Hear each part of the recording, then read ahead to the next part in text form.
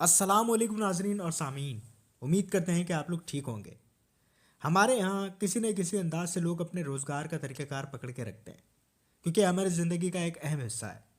और जॉब का माहौल हर किसी के लिए नहायत अहमियत का हामिल है, फिर चाहे वो ऑर्गेनाइजेशन हो या फिर कोई आम आदमी। नाजरीन, मेरी आज की वीडियो का टॉपिक बहुत अहम, और ये टॉपिक हमारे एक सब्सक्राइबर के सजेशन पर मबनी है। आइए टॉपिक को शुरू करते हैं। मगर टॉपिक को आगे बढ़ाने से पहले सबसे पहले आप लोगों से गुजारिश है कि हमारे चैनल को सब्सक्राइब कीजिए, नोटिफिकेशन बेल को हिट कीजिए। तो अब आज के टॉपिक की बात करते हैं, और इसका नाम है जॉब डिस्क्रिप्शन के मस्बत और मनफी असरात। जब मैं इस टॉपिक को लिखने बैठा तो मेरे जहन में यह ख्याल आया कि इस टॉपिक को कवर करने से पहले इस टॉपिक का पूरा तारुफ होना ज़रूरी है, ताकि आप लोगों को इस टॉपिक की सही मालूमात और जाविये समझ आ सकें। और हमारे जो सब्सक्राइबर है जिन्होंने कमेंट किया था, मैं उसका स्क्रीनशॉट भी स्क्रीन पे दिखा ही रहा हूँ। फिर मैंने सोचा कि ना सिर्फ मैं आप लोगों को इस टॉपिक से रिलेटेड पूरा इंट्रोडक्शन दूंगा, बल्कि इसके मजबूत और मनफी दोनों पहलू बयान करूंगा। और फिर आखिर में हमारे व्यूवर के सवाल के मुताबिक उनके मसलों का हल भी बयान करेंगे। मगर आप लोगों से गुजारिश है कि हमारे वीडियो में आखिर तक जुड़े रहिएगा, ताकि आप लोग भी इस वीडियो से इस्तेफादा हासिल कर सकें। नाजरीन, जॉब डिस्क्रिप्शन उस चीज़ को कहते हैं जिसके ज़रिए से आपको अपने काम की जानकारी दी जाती है, और आपको कौन कौन से काम करने हैं, और आपका उन काम में क्या किरदार होगा, और आपसे उसी के मुतालिक जानकारी ली जाती रहेगी। इसे जॉब डिस्क्रिप्शन कहा जाता है। ये थी इसकी छोटी सी एक डेफिनेशन। अब सवाल ये है कि आया वाकई इस डेफिनेशन के मुताबिक कंपनीज, ऑर्गेनाइजेशन या स्मॉल बिजनेसेस ऐसा काम करती हैं? जवाब आप सभी जानते हैं। खैर, इसके मस्बत और मनफी पहलू की तरफ हम नज़र घुमाते हैं। पहलू नंबर 1, सही या गलत जॉब डिस्क्रिप्शन के ऑर्गेनाइजेशनल कल्चर पर असरात। एक अच्छी जॉब डिस्क्रिप्शन ना सिर्फ आने वाले मुलाजिम को यकीन दहानी दिलाती है, बल्कि सारे मेंबरान को एक जगह इकट्ठा करके एक लाइन ऑफ ऑर्डर पर गामजन रखती है। जबकि बुरी जॉब डिस्क्रिप्शन ना सिर्फ काम करने वाले को तजस्सुब में मुब्तला करती है, बल्कि ऑर्गेनाइजेशन के तीनों पिलरों को धीरे धीरे ढाना शुरू कर देती है। और वो तीन पिलर हैं मिशन, विजन और ऑब्जेक्टिव्स। क्योंकि जब मुलाजिम को अपने काम की बुनियादी जानकारी ही नहीं होगी, तो काम की अहमियत कहाँ से लेके आएगा। पहलू नंबर 2, जिस्मानी और जहनी तनाव का शिकार रहना या आसूदगी में आना।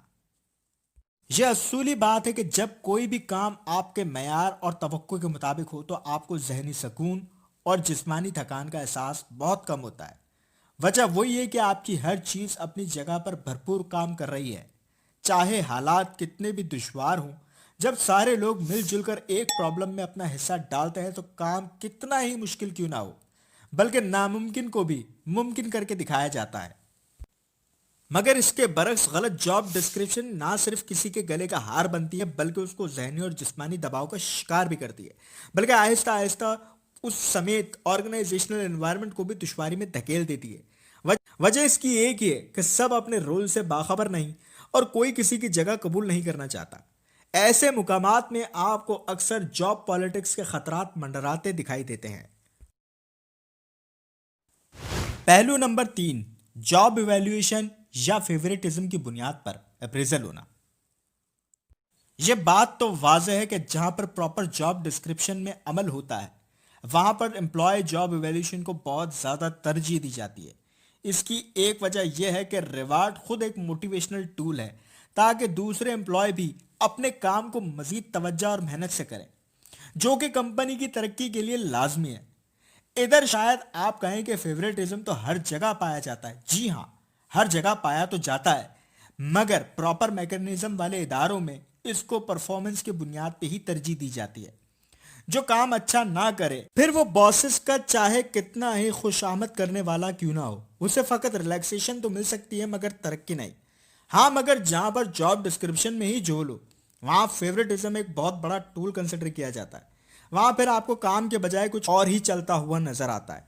इसका इनकार भी कोई नहीं कर सकता, क्योंकि ऐसी सूरतें आपको कई बड़े और अहम इदारों में बआसानी नजर आ सकती हैं।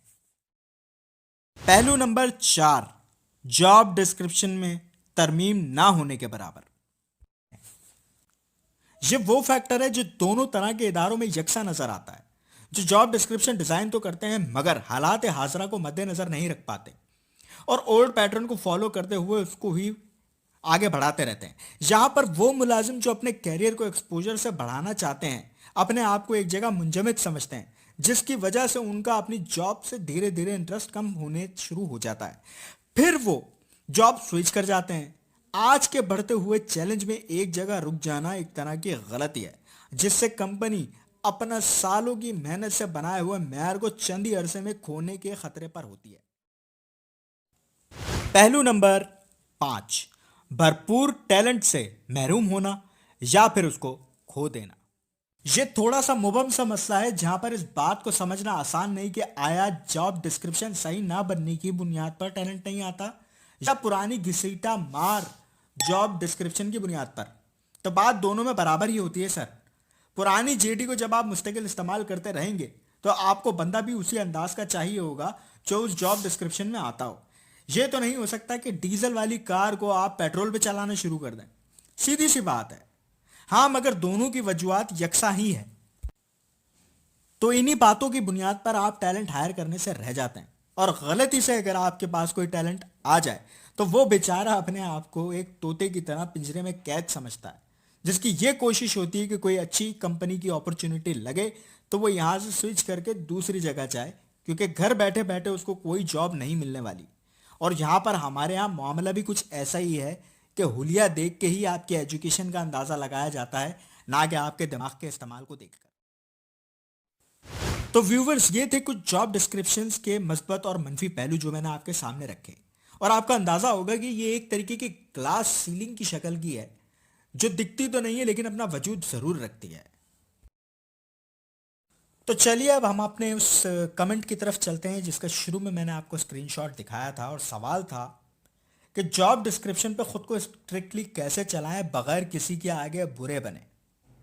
तो भाई बात दरअसल बिल्कुल आराम से मैं आपको समझाना चाहूँगा कि इस पे 3-4 बातें मैटर करती हैं। पहला ये कि आप अपनी जॉब पर कितने अरसे से हैं, दूसरा ये कि आपकी पोस्ट क्या है, तीसरी बात ये कि आपकी अपने बॉस से कैसी रिलेशनशिप है, कोवर्कर्स से कैसे रिलेशनशिप है, और चौथी चीज़ ये भाई कि आपकी अपनी ज़ाती परफॉर्मेंस कैसी है। अगर आपकी परफॉर्मेंस बहुत अच्छी है तो फिर आपके लिए मैं नहीं समझता कि कोई मसला होना चाहिए। आप उन तमाम लोगों को लाइन अप कीजिए, अपने कुलीग्स को, अगर आपको कुलीग की तरफ से प्रेशर है तो आप उनको समझाइए कि ये मामलात हैं और इस बुनियाद पर मैं आपके साथ नहीं दे सकता। अगर वो आपके एजेंडा से डिसएग्री करते हैं तो फिर डेफिनेटली आपकी मजबूरी है, आप अपने बॉस के पास जाइए, अपने एजेंडास को मेंशन कीजिए, आपके साथ जो मामलात हो रहे हैं, आप किस प्रेशर से गुजर रहे हैं, आप वो सारी चीज़ें उनके सामने रखें। ऑब्वियसली एक अच्छे एम्प्लॉय को हर कोई सुनता है, हर कोई सुनता है उसकी बात को। तो आप अपने एजेंडा को जब उनके सामने रखेंगे तो वो बात आपकी क्लियर हो जाएगी। ये थे हमारे कुछ सिलेक्ट किए हुए पॉइंट्स जो आप तक हम लेकर आए। आप कमेंट करके लाजमी बताएं कि इस वीडियो में कौन सी बातें आपको अच्छी लगी और किस बात से आप मुत्तफिक नहीं।